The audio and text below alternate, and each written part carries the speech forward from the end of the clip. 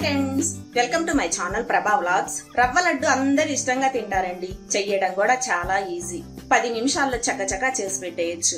అంత బాగుంటాయి, అంత ఈజీగా కూడా అయిపోతాయి.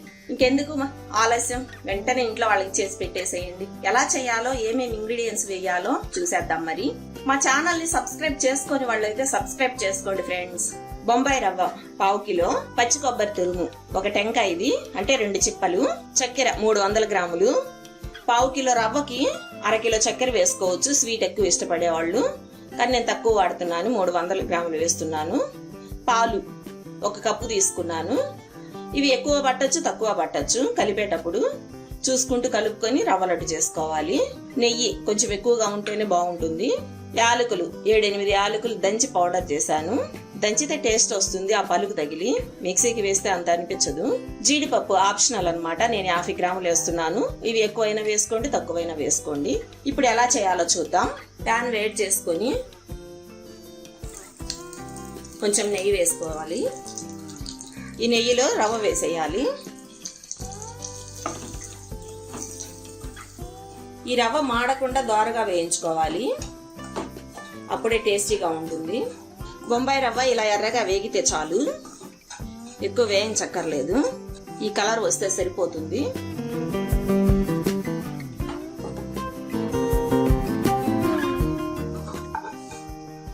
వేరే గిన్నెలోకి మార్చేసుకొని ఇదే ప్యాన్ పెట్టుకొని ఇంకొంచెం నెయ్యి వేసుకోవాలి. ఈ నెయ్యిలో పచ్చి కొబ్బరి తురుము వేసేసుకోవాలి. ఇప్పుడు ఈ కొబ్బరి తురుము కూడా కాస్త ఎర్రగా వచ్చే వరకు వేయించుకోవాలి. కొబ్బరి తురుము తొందరగా వేగిపోతుంది, కాస్త జాగ్రత్తగా తిప్పుకుంటూ ఉండాలి. బొంబాయి రవ్వ గానీ కొబ్బరి తురుము గానీ మీడియం ఫ్లేమ్ లో వేయించుకుంటే బాగుంటుంది. ఈ కలర్ సరిపోతుంది.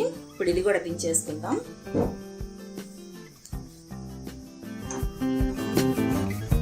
మళ్ళీ ఇదే ప్యాన్ పెట్టుకొని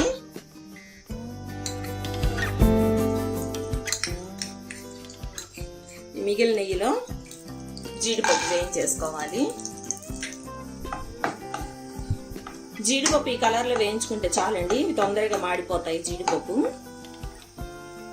స్టవ్ కట్టేసుకొని ఇవి కూడా దీనిలో వేసేసుకోవాలి. ఇవి వేడిగా ఉన్నప్పుడే చక్కెర, ఇలాచీ పౌడర్ వేసి కలిపేసుకోవాలి.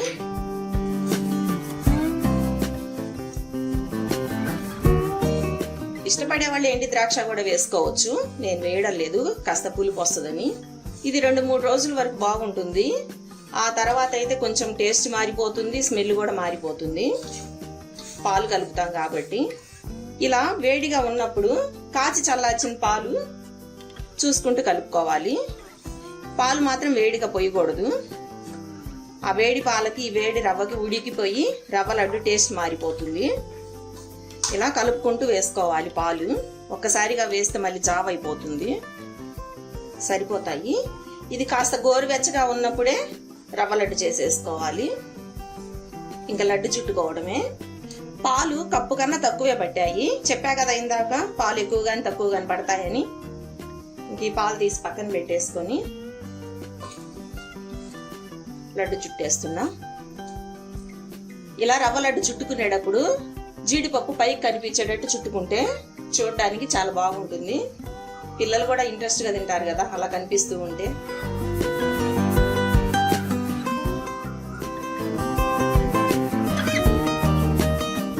ఇలా చేసుకున్న రవ్వ లడ్లు ఒకటి తినడం స్టార్ట్ చేశారు అంటే 2-3 తినే వరకు ఆగరండి, అంత బాగుంటాయి ఇవి.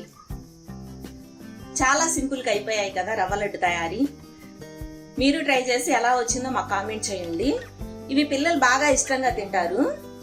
అన్ని పర్ఫెక్ట్ గా నేను చెప్పిన కొలతల్లో వేయండి, బాగా మంచి టేస్ట్ వస్తుంది. ఈ వీడియో మీకు నచ్చిందా? లైక్ చేయండి, షేర్ చేయండి, కామెంట్ చేయండి. సబ్స్క్రైబ్ చేసుకునే వాళ్ళు సబ్స్క్రైబ్ చేసుకోండి. Thank you friends.